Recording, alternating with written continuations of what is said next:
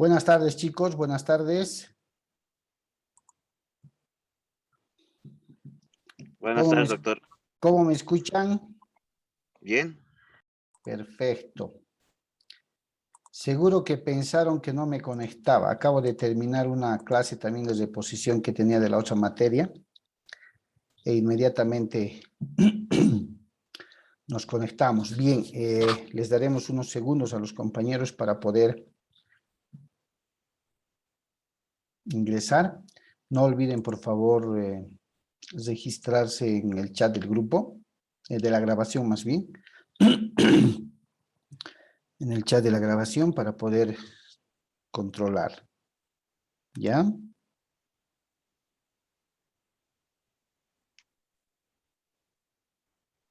¿Cómo han estado? ¿Todo bien? Sí, doctor, todo bien. Qué bien. Pero siempre hay que continuar cuidándose, ¿no? No podemos bajar la guardia.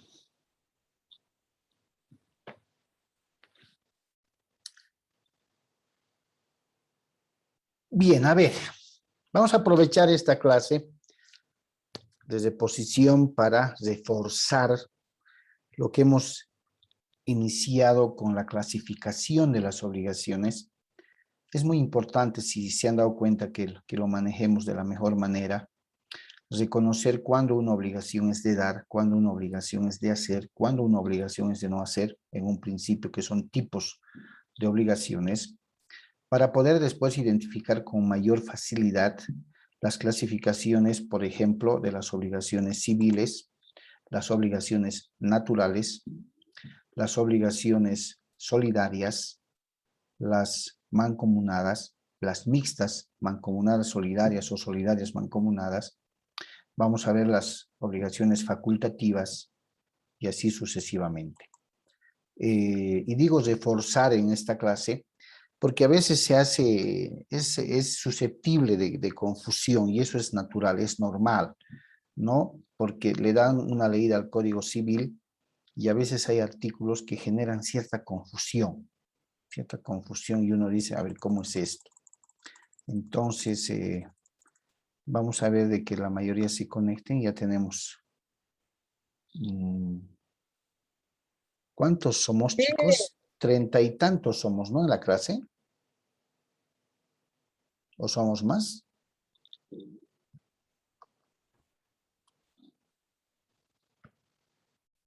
¿Quién tiene más o menos el número? Yo tengo en las... Sí, 30 y tantos tengo en mi lista. Sí. A ver, veamos que se conecten los compañeros.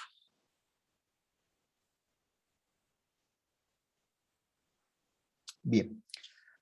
Vayamos empezando entonces. Vamos a empezar por compartir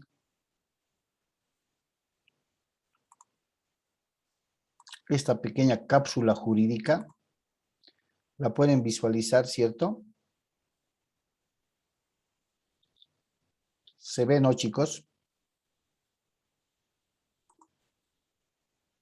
¿O no se ve? Todavía no. Ya. Ya la visualizan, ¿no? Sí. Ya, perfecto. Pongan mucha atención, por favor. Es 5 minutos lo que vamos a aprovechar, quizás un poquito más, pero de forma clara, especialmente, pónganle atención a los tipos de obligación. Dar, hacer y no hacer, para que quede perfectamente entendido de que esas tres obligaciones son tipos, aunque algunos textos, les decía, lo manejan como clases, los diferencian de la clasificación de las obligaciones, les ponen clases de obligaciones, un poco genera. Yo prefiero manejarlo como tipos de obligación. ¿Estamos? Voy a silenciar mi micrófono entonces para dar paso al documental. Escuchen, por favor.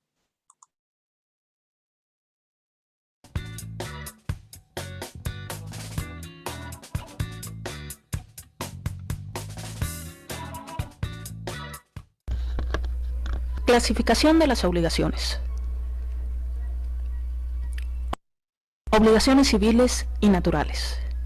Las obligaciones civiles son las que pueden exigirse con apoyo en la ley, ya que ésta obliga a cumplirlas. Ejemplos pueden ser las nacidas de los contratos, siempre y cuando esas obligaciones no estén prescritas, porque ahí entraría el siguiente tipo de obligación. Obligaciones naturales son aquellas a cuyo cumplimiento no obliga la ley, es decir, esta no sanciona a quien deja de cumplirlas. El ejemplo es una obligación que contrajera una persona y que la deuda ya estuviera prescrita. Ahí ya no se puede acudir a la autoridad a exigir el cumplimiento, porque ya pasó el tiempo que marca la ley para poder hacerla exigible y se convierte en una obligación natural. Ya no se puede acudir a la autoridad, ya no puede estar fundamentada en la ley y por lo tanto solo que la persona quiera pagar por cuestiones morales, por ejemplo, si se dispuso por un crédito bancario, por una tarjeta de crédito de una determinada cantidad de dinero, en materia mercantil, si no hay un plazo específico, la prescripción es de 10 años. Transcurrido este tiempo, ya no se puede hacer exigible esa obligación. Sin embargo, si la persona desea pagar, pues lo hará por cuestiones morales, porque sabe que debe ese dinero, pero ya no porque esté obligada por la ley y la autoridad ya no puede obligarla forzosamente a cumplir. Obligaciones condicionales y a plazos. Son las que están sujetas a modalidades, que son limitaciones al acto, ya sea en cuanto al tiempo de su eficacia, su extinción o al modo de realizarlo. Tenemos pues dos tipos de modalidades: plazo o término, o bien condición.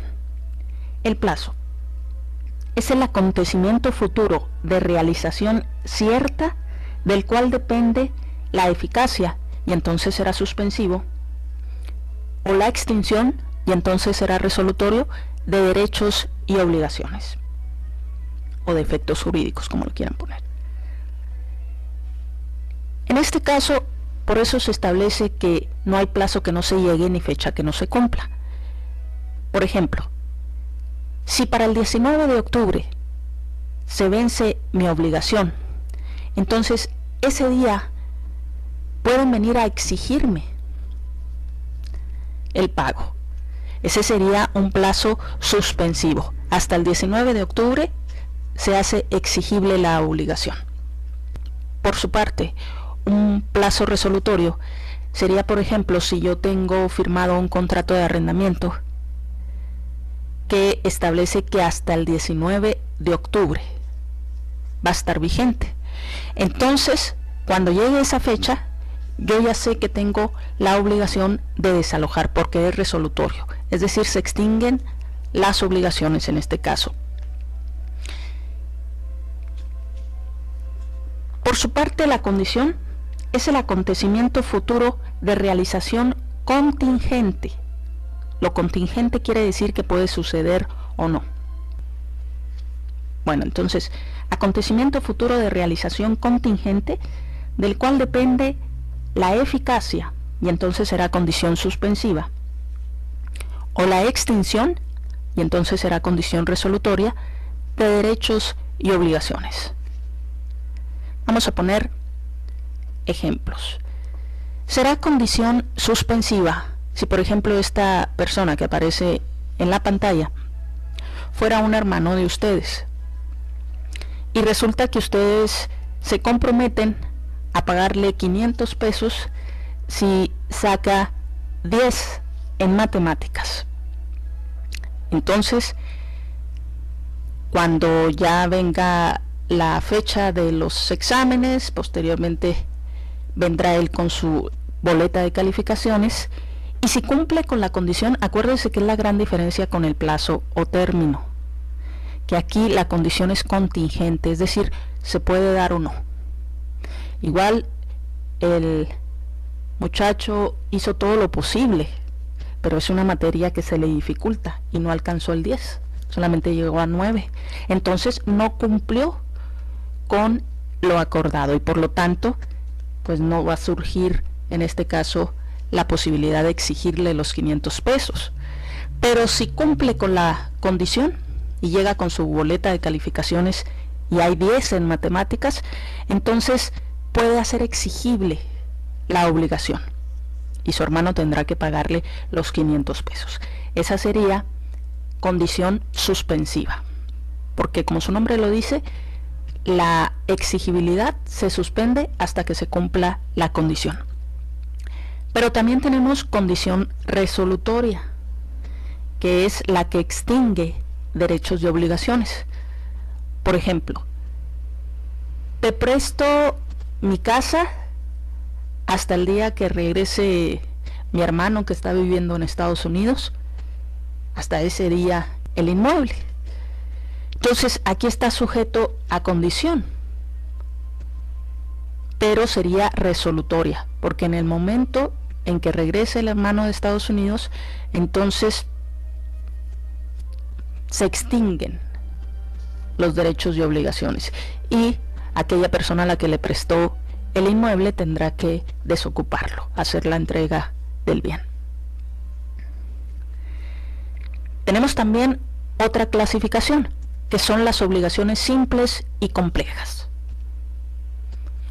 Las obligaciones simples son aquellas en las que no hay ni pluralidad de sujetos ni de objetos.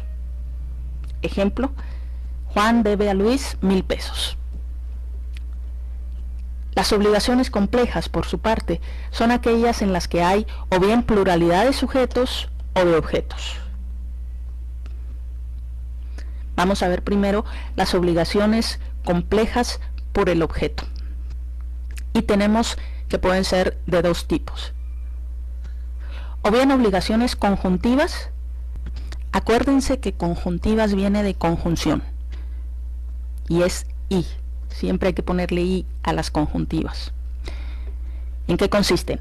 Son aquellas en las que el deudor se obliga a diversas cosas o hechos conjuntamente.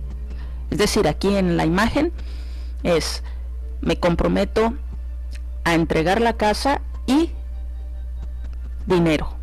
Las dos cosas a la vez. Y es la gran diferencia con las obligaciones alternativas. Las obligaciones alternativas son aquellas en que el deudor se ha obligado a una de dos cosas, o a uno de dos hechos, o a un hecho, o una cosa.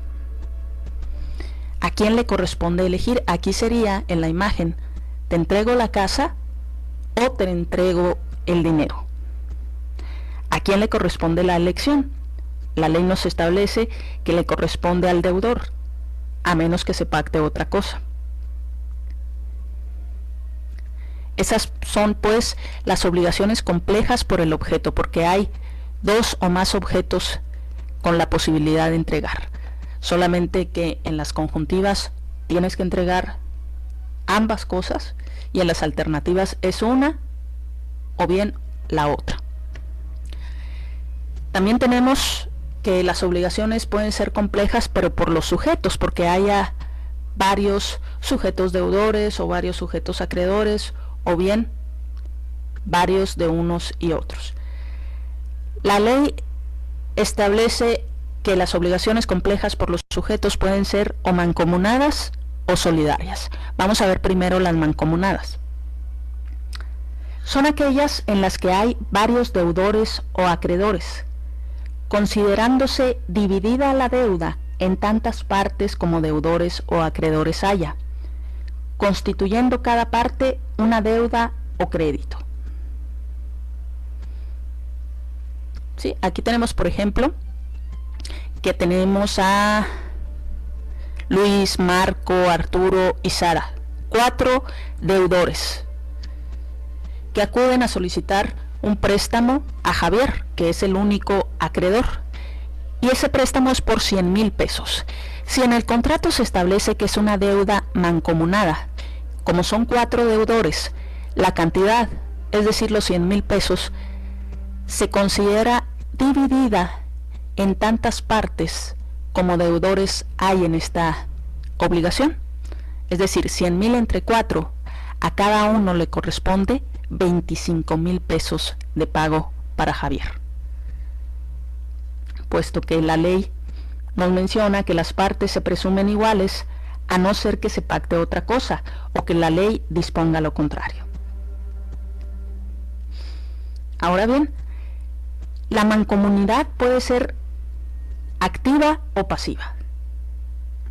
Es activa cuando hay pluralidad de acreedores, que son varios los acreedores, y pasiva cuando hay pluralidad de deudores. En este ejemplo tenemos mancomunidad pasiva, pero se puede dar la mancomunidad activa. Aquí es lo contrario. Hay un solo deudor, que es Javier, y le prestaron Luis, Marco, Arturo y Sara 100,000 pesos. ¿Cómo va a pagar Javier? Javier va a pagarle 25,000 pesos a cada uno de ellos, porque recuerden que la cantidad se divide en tantas partes como deudores o acreedores haya.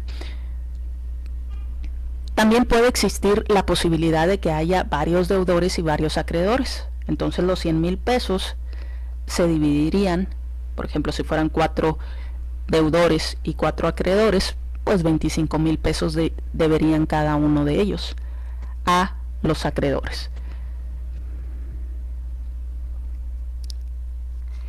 También existen las obligaciones solidarias. Observen bien la gran diferencia entre unas y otras. Estas son aquellas en las que 2 o más acreedores tienen derecho para exigir cada uno por sí el cumplimiento total de la obligación, o bien cuando 2 o más deudores están obligados a pagar cada uno por sí solo y en su totalidad la prestación debida. El pago hecho a uno de los acreedores solidarios extingue totalmente la deuda, y el deudor solidario que paga por entero la deuda tiene derecho de exigir de los otros codeudores la parte que en ella les corresponda. Vamos a ver. Aquí tenemos también el mismo monto, 100,000 pesos. El deudor es Javier y los acreedores son Luis, Marco, Arturo y Sara. Aquí no se divide el monto entre los acreedores, sino que Javier, por ejemplo, cuando se venza la deuda, va a ir a pagar a uno de ellos 100,000 pesos, es decir, la totalidad. Aquí, por ejemplo, ponemos que Javier va y le paga a Marco. ¿Le paga cuánto? 100,000 pesos, porque la deuda no se divide.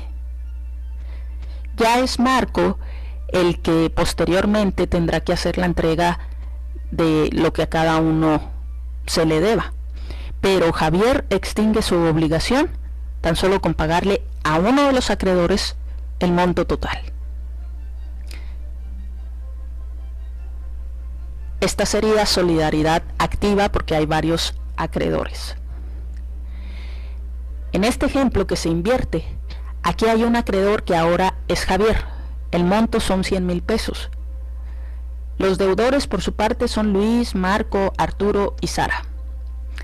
Si Marco, cuando se vence la obligación, va y le paga a Javier, ¿cuánto le tiene que pagar? 100,000 pesos, porque el monto no se divide entre los deudores.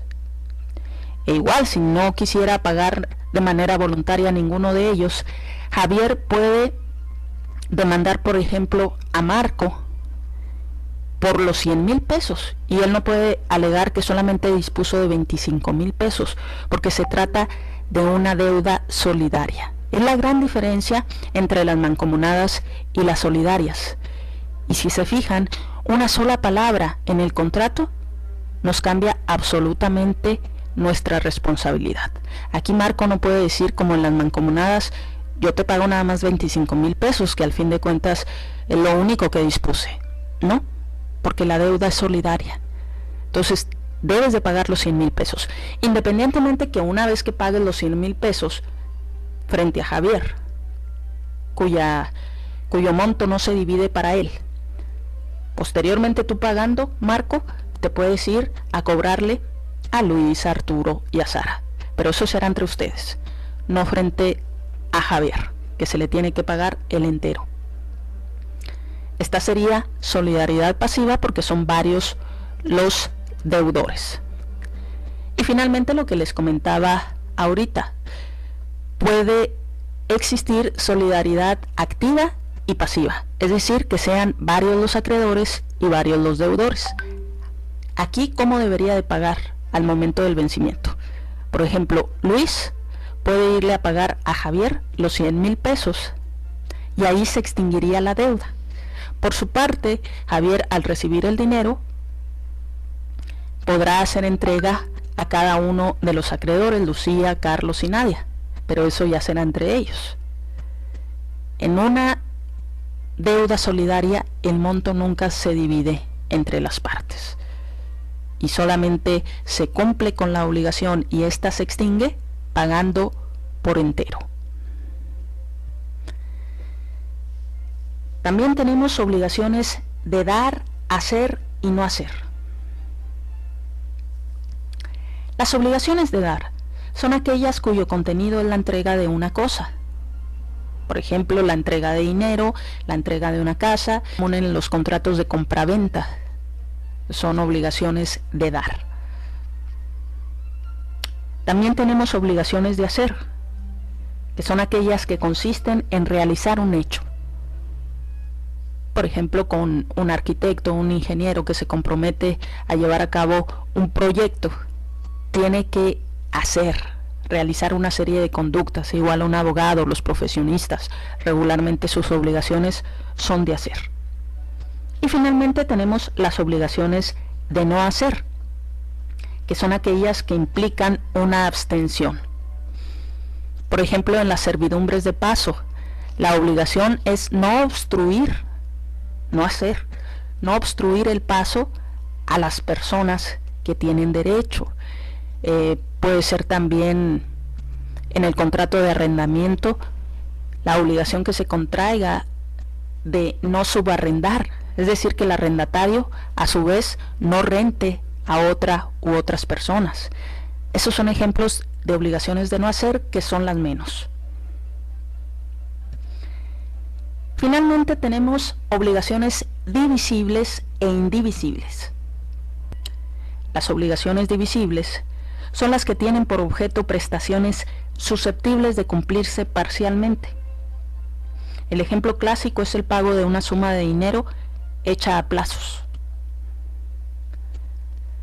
Por su parte, las obligaciones indivisibles son las que no pueden ser cumplidas sino por entero, ya que de dividirlas se alteraría la esencia de la obligación. Ejemplo, la entrega de un comedor.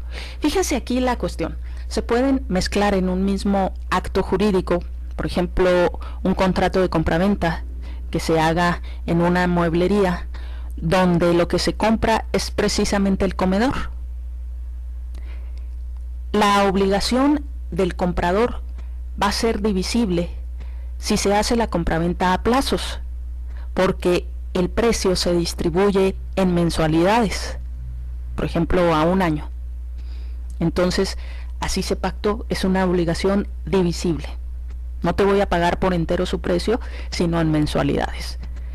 Pero la obligación del vendedor, que es la mueblería, es una obligación indivisible, porque él tiene que entregar el comedor, hacer la entrega del mismo en su totalidad, por entero. No conforme vaya haciendo el pago el comprador, va a enviarle una silla, otra silla, después la mesa, no. Porque su obligación es indivisible. Entonces, en un mismo acto jurídico pueden mezclarse las obligaciones divisibles para una de las partes y la obligación indivisible para la otra.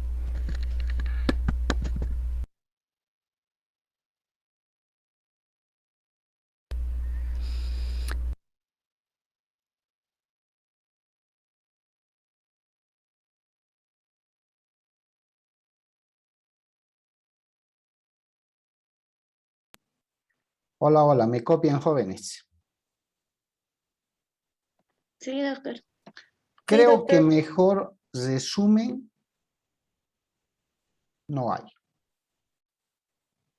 ¿Alguien tiene alguna duda sobre lo que ayer hemos avanzado? Porque es todo lo que hemos hablado el día de ayer. Sin temor, por favor, chicos.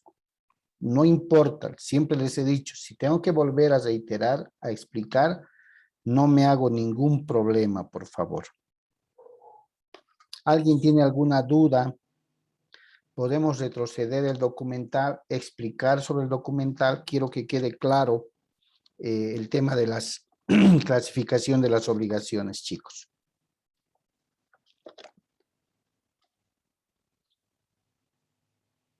Nadie, todo está clarísimo.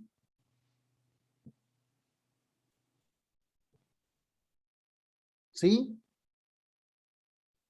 Eloy, Sí, doctor, Jocelyn, creo que sí. Jade, Patricia, Lidia, David, Marcelo. ¿Todo está claro? Sí, doctor, todo claro. Bien, Sí, doctor. ya. Fíjense, es muy importante porque esto lo van a ver en el ejercicio profesional.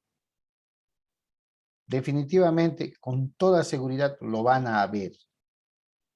Van a pasar por sus despachos o por su consulta todos estos aspectos, porque la obligación es de un cotidiano vivir, ¿cierto? Y tenemos que identificar plenamente de qué tipo de obligaciones nos están hablando o estamos conociendo para determinar qué clase de demanda es la que vamos a iniciar. ¿Sí? En esta última imagen que ustedes están viendo, por ejemplo, y es lo que ayer les decía con respecto a las obligaciones divisibles e indivisibles, para mejor captar les decía, las obligaciones mancomunadas son divisibles. Las obligaciones solidarias son, ¿qué son? ¿Divisibles o indivisibles? Las solidarias son divisibles, doctor. Las solidarias, No, indivisibles, doctor. a ver, Ah, no, pónganse. las mancomunadas son divisibles. Exactamente.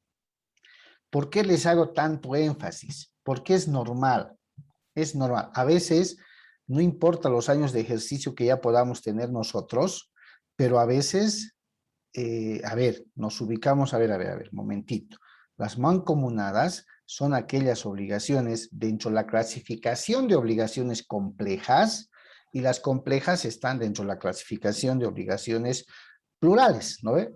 Varios deudores o varios acreedores. Perfecto. En las obligaciones mancomunadas, la obligación como tal se divide, es divisible. Ahí, como decía el ejemplo, 100,000 pesos, si son 4 deudores, a cada deudor en una obligación mancomunada le toca una porción igual, que sería 25,000. Entre los 4 hacen los 100,000. Pueden haber pluralidad de acreedores o puede haber un solo acreedor, ¿cierto? Pero en las solidarias, acuérdense de los 3 mosqueteros. ¿Cuál es el lema de los 3 mosqueteros? Uno para todos y todos para uno. Entonces, en las obligaciones solidarias, ¿son divisibles o indivisibles?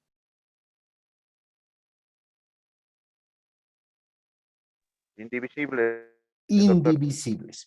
Uno de los deudores puede pagar por todos, a uno de los acreedores o a varios de los acreedores, ¿cierto? Y el que ha pagado, dice, tiene el derecho a repetir la suma que les corresponde a los demás deudores.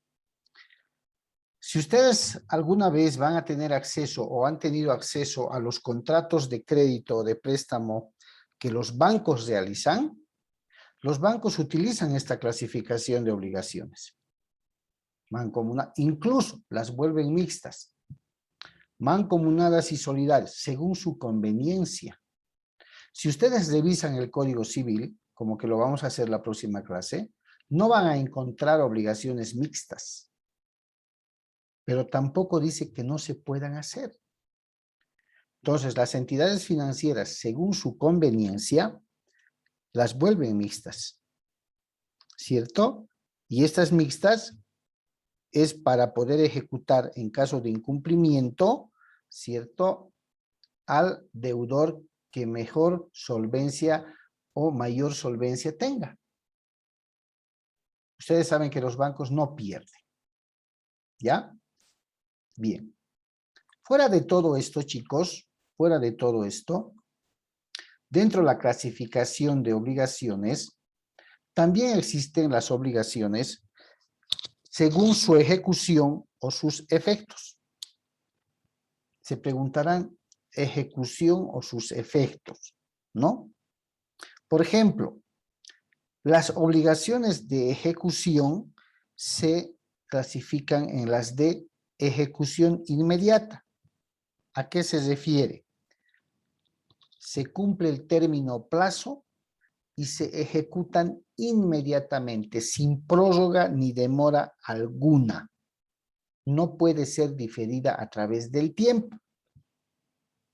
¿Qué tipo de obligación podríamos nosotros conocer o citar que sea de ejecución inmediata? Hoy es tu plazo. No pagué hoy, no cumplí hoy. Mañana mi garantía ya pertenece a otra persona. ¿Han escuchado alguna vez de ese tipo de obligaciones?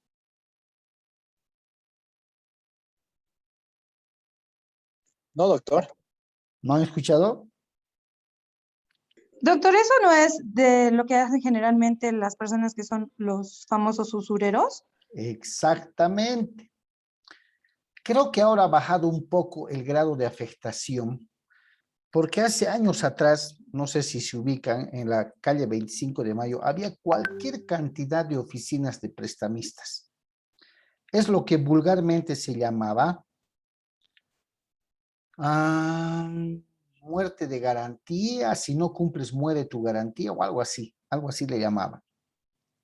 ¿En qué consistía? En que si no, el contrato lo faccionaban de tal manera que si no cumplía hoy, 15 de agosto del 2016, mañana inmediatamente disponían de mi garantía y así lo autorizaban en el contrato. Y de ahí vienen esos nombres que se le pusieron a todas esas oficinas tipo casas de empeño, ¿no? Que han desaparecido un poco, hay todavía, pero antes había mucho más hace años. Entonces de ahí que un poco se han restringido porque hoy no cumplías, mañana ya no era tuyo. Tu heladera, tu televisor, tu lote, incluso autos. Y yo me acuerdo que hace muchos años atrás, cuando empezaba el ejercicio profesional, creo que todavía conocí 1 o 2 procesos para recuperar una movilidad, porque no era legal que no habiendo cumplido hoy día, mañana pues se disponga inmediatamente. ¿Por qué lo hacían? Precisamente por esta clase de, por estas clasificaciones de obligaciones de ejecución inmediata. Es una clasificación doctrinal, es cierto, traduce el código también, pero aquí entra algo muy importante y es el debido proceso, ¿cierto? El hecho de no cumplir una obligación en el ámbito civil, no constituye delito. ¿O sí constituye delito en el ámbito civil? Si el día de hoy tenía que devolver o tenía que entregar 500 pizarras y no lo hago, ¿es un delito? ¿Tiene sanción penal? ¿Qué dicen?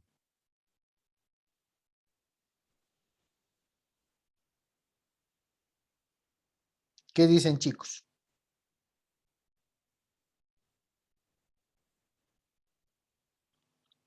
¿Qué creen? Se podría dar una categorización de estafa. Ya, pero ese en un ámbito penal, ¿cierto? Fíjense entonces que a raíz de eso se interpusieron procesos judiciales, como actuaban estas oficinas, llamemos así, y pues lógicamente tuvo que prevalecer el debido proceso. Ahí aparecen con más fuerza los intereses moratorios, aparecen Doctor. ¿Sí? ¿Sería que tú devolvieras, o sea, por tipo moral? Sí, claro, es que no estaba normado y estas personas se aprovechaban de aquello, fuera de los altos intereses que cobraban. Por eso se los llamaba usureros, ¿no? Cuando veamos el tema del interés nos vamos a dar con mayor precisión. Entonces, acá aparecen garantías y derechos constitucionales vulnerados y a raíz de ello es que se les va privando porque no es legal. Es cierto que el no cumplir con una obligación en el término pactado es una irresponsabilidad, sí. Es un acto de incumplimiento, sí. Que me va a generar de pronto más adelante el reconocimiento de daños y perjuicios, perfectamente. Ahora, como dice David, si en el ámbito civil dilucidada la mora y el incumplimiento del deudor para satisfacer una obligación, van a existir elementos que nos conduzcan a que esa actuación del deudor se puede tipificar y adecuar a un tipo penal, sí. Podría darse, ya será la habilidad del abogado quien conduzca esa figura, ¿cierto? Además, hoy por hoy, saliéndome un poco del tema, pero es importante, hoy por hoy, ustedes han escuchado con seguridad, creo que les he dicho, sobre los documentos criminalizados. Aquellos que nacen en el ámbito civil, pero ya nacen con una actitud criminal que básicamente puede iniciarse un proceso penal, ¿no? En ese ámbito y ser dilucidado para una sanción penal. No sé si han escuchado el tema del documento criminalizado.